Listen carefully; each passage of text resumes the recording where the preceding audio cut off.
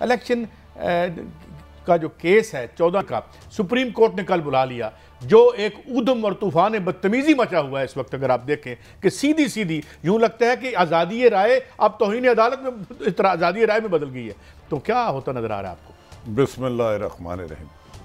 قاضی صاحب، پاکستان میں ہمیشہ سے دو قانون رہے، ایک طاقتوروں کے مرہون منت، صحافیوں میں بھی ہے، آپ کسی کے فیورٹ ہوں گے، میں کسی کا ہوں گا، جو توہین عدالت پارلیمنٹیرین آج کل کر رہے ہیں، دنیا کی تاریخ کے کسی بھی ملک میں نہیں۔ آپ کے وزیر اعظم محترم نواز شریف، میں 3 ججوں کو فیصلہ نہیں مانتا، رانا ثناء اللہ آخری حد پاس کر گئے ہیں۔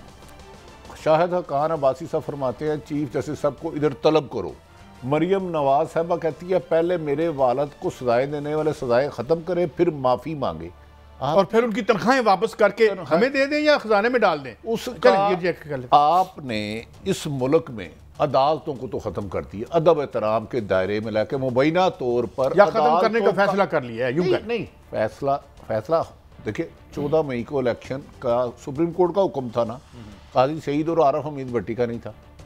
انہوں نے کہہ دیا ہم نے پیسے نہیں دینے، جاؤ جو کرنا ہے کر لو۔ 1000 دفعہ کہا، انہوں نے کہا کہ اب ہوتے کون ہو ہمارے کام میں انٹرفیرنس کرنے والے؟ یہ پھر ساری ریاست اور آئین سے بلند تر لوگ ہیں، یہ کیا مطلب ہے؟ وہ پارلیمنٹیرین ہیں کہ جنہوں نے یہ فیصلے نہیں چاہتے، اپنی مرضی کا فیصلہ چاہتے، انصاف نہیں چاہتے، انہیں انصاف سے چڑ ہے، یا اپنی مرضی کا یا ایک خاندان کی مرضی کا، بڑی سے وضاحت کریں نا۔ نہیں، جو بھی موجودہ خصوصاً نون لیگ کی ایک صفت ہے، ان کے خلاف ہونے والا ہر فیصلہ غیر آئینی غیر قانونی ہے، اس پر عدلیہ پر حملہ بھی جائز ہے، صحافت پر بھی حملہ جائز ہے۔ اگر ان کی خواہش کے برعکس آپ کوئی بات کرتے ہیں، ادھر ہر طاقتور کا اپنی مرضی کا سچ ہے۔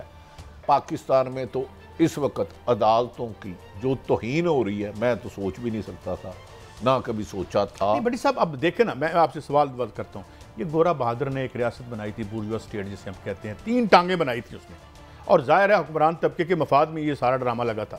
اب جو کیا یہ ریاست اپنے ساتھ جنگ کر رہی ہے؟ ایگزیکٹو برانچ جو ہے اپنے ہی ایک اور ستون کو گرا دینا چاہتی ہے، کیا ہے یہ سلسلہ؟ اس میں کون سی دانش ہے؟ قاضی صاحب، آپ کے آئین میں جو 1973 کا آئین ہے، اس میں لکھا ہوا ہے سپریم کورٹ کے حکم کا فیصلہ ماننے کے تمام ادارے پابند ہیں۔ ایک ادارہ بھی سپریم کورٹ کا حکم نہیں مان رہا، کوئی کہہ رہا ہے سیکورٹی نہیں دے رہی، کوئی کہہ رہا ہے پیسے نہیں دینے، کوئی کہتا ہوتے کون ہو۔ بٹی صاحب یہ تو کوئی بات نہیں ہے، کچھ سناتے ہیں آپ کو، یہ سنیں، یہ تو باتیں بہت پیچھے رہ گئی ہیں۔ گویا بٹی صاحب، میں ذرا سادہ زبان میں، گویا انہوں نے یہ اندیا دے دیا ہے کہ ایک تو انہوں نے اون بھی کر لیا، اور دوسرا یہ کہ ہم اس کا اگر سلیس اردو میں ترجمہ کروں تو پھر سپریم کورٹ پر حملہ بھی ہوگا۔ صاحب، ہم لفظوں میں گھما کے سچ کو نایاب کر دیے، اتنے منافقین آ گئے ہیں صحافت کے پیشے سے وابستہ، ڈائریکٹ یا انڈائریکٹ۔ انہوں نے کہا ہے سجاد علی شاہ والا ہوگا۔ سجاد علی شاہ کے ساتھ کیا ہوا تھا؟ ذرا میری رہنمائی کرنا۔ بھوٹو سمیت ان کے ٹیبل پر چڑھ گئے تھے، آئین اور جمہوریت کے علمبردار۔ دوسرا انہوں نے کہا آر یا پار ہوگا۔ انہوں نے تو اوپن کہہ دیا کہ ہم اللہ معاف کرے حملہ کر کے اس کو نکالیں گے۔ اس سے زیادہ اوپن یار اعتراف جرم کسی دنیا میں ہو سکتا ہے؟ اس کے بعد اگر یہ وزیر داخلہ ہیں اور اس پہ کارروائی نہیں ہوئی، اس کا مطلب ہے آپ کی عدلیہ سرنڈر کر چکی ہے مبینہ طور پہ۔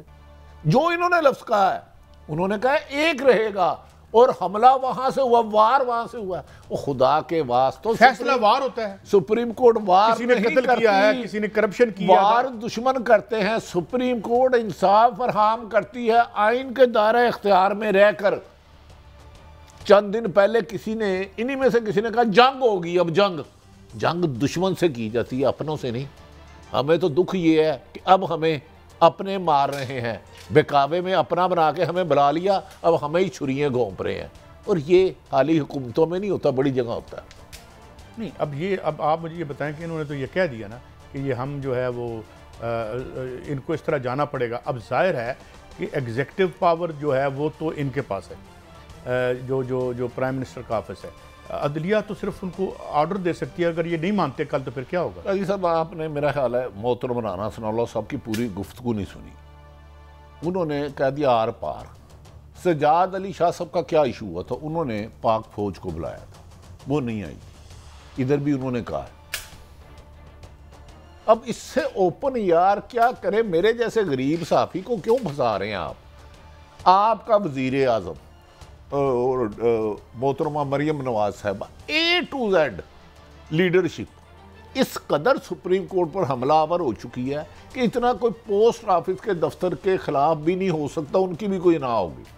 لیکن اب مظاہر علی نقوی ان جیسے، جس بندے نے خود سندھ ہاؤس میں بیٹھ کے مبینہ طور پر لین دین کیا، وہ جو فوٹیج چلتی رہی کیا تھا ہمیں نہیں پتا، وہ اب مظاہر علی نقوی کو سپریم کورٹ کے جج صاحب کو بلائے گا تو قاضی صاحب اس سے بہتر ہے تالا ہی لگا دیں۔ یہ کیسے یعنی ایک ہاتھ سے تالی بج رہی ہے؟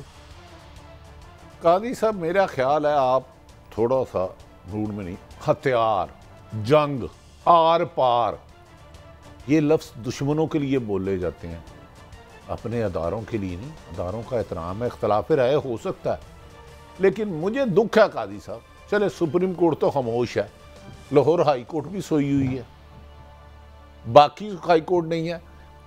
عمران خان صاحب نے، میں ان کا وکیل نہ تھا، پہلے بھی کہہ چکا ہوں، ایک سیشن جج صاحبہ کے بارے میں کچھ کہا تھا تو لاہور اسلام آباد ہائی کورٹ نے طلب کر لیا تھا، اس اسلام آباد ہائی کورٹ کو اب پوچھے کہ یہ جو لفظ کہہ رہے ہیں اس میں کوئی ایسی تذلیل کا پہلو رہ گیا کہ اس سے زیادہ ہو سکتی ہے؟ مطلب تھپڑ نہیں مارا، تھپڑوں سے۔ یہ جو کانٹینٹ ہے نا، یہ تو کسی تھرڈ کلاس پنجابی فلم میں کے لکھے ہوئے ڈائلاگز جو ہیں یہ ان سے بھی گرا ہوا، حالانکہ ہم صلاحیت رکھتے ہیں اس سے بھی زیادہ گری ہوئی حرکت کرنے کے، اس سے ماضی میں ہم سپریم کورٹ پہ حملہ کر چکے ہیں۔ قاضی صاحب آپ آئین کو نہ مانیں، سپریم کورٹ کے حکم نہ مانیں، اور ان کو دھمکیاں دیں، ان سے جنگ کا اعلان کرے، آر پار کا فیصلہ کرے، اور کہے کہ ایک ایگزیکٹو آرڈر سے یہ گھر بھی جا سکتا ہے۔ اس سے زیادہ آپ عہدوں کی کیا تذلیل کریں؟ ایگزیکٹو آرڈر کون کرے گا؟ یہ تو وہ جو ایگزیکٹو آرڈر آیا تھا افتخار چوہدری صاحب کا، ان کی بحالی کا، جو مرضی کر دیں، اس وقت تو اوپر ایک ڈکٹیٹر بیٹھا ہوا تھا، چیف ایگزیکٹو تو وہ تھے۔ آپ کی تو اپنی رائے ہے، میری نظر میں اتنی کمزور حکومت یہ باتیں نہیں کر سکتی اگر ان کی کوئی پشت پہ نہیں ہے تو میں معافی چاہتا ہوں۔ کوئی غیر ملکی طاقتیں ہوں گی، کوئی 13 جماعتی اتحاد میں کوئی ایسا بامشل ہوگا، میری سمجھ سے آپ بتا دیں یہ جو گفتگو کر رہے ہیں اس کے بعد سپریم کورٹ کے پاس کیا رہ جاتا ہے؟ یا تو وہ چپ کر کے استعفے دے کے گھر چلے جائیں، یا صبح ان سب کو نوٹس دے کے تو وہ فارغ کریں، اور پھر ساری گند سامنے آئے۔ دیکھیں صاحب، یہ سارا گند کھل کے سامنے آ رہا ہے، اس سے پتہ چل رہا ہے کہ نہ کوئی آئین تھا، نہ کوئی جمہوریت تھی، ایک ڈنڈا تھا، اور یہ سیاست اور جمہوریت مال بنانے کا ایک طریقہ تھا، اب اس مال پر یہ ڈنڈا لے کے کھڑے ہوئے ہیں، خبردار سانو کوئی پوچھے تھے۔ قاضی صاحب مجھے کہنے دے، جو کہتے ہیں نا عدالتوں میں بھی تقسیم ہے، نہایت قابل احترام، اس کے بعد جسٹس فائد عیسیٰ صاحب آئیں گے، چیف جسٹس بنیں گے۔ یہ عمر عطا بیان کی بات نہیں ہے، ثاقب نثار کی نہیں ہے، فائد عیسیٰ کی نہیں ہے، یہ چیف جسٹس کے عہدے کی توہین ہو رہی ہے، عدالت کی توہین ہو رہی ہے، جو ملک کا سب سے بڑا فورم ہے جہاں ہر ظلم کے خلاف ہر خاص و عام نے جانا ہے۔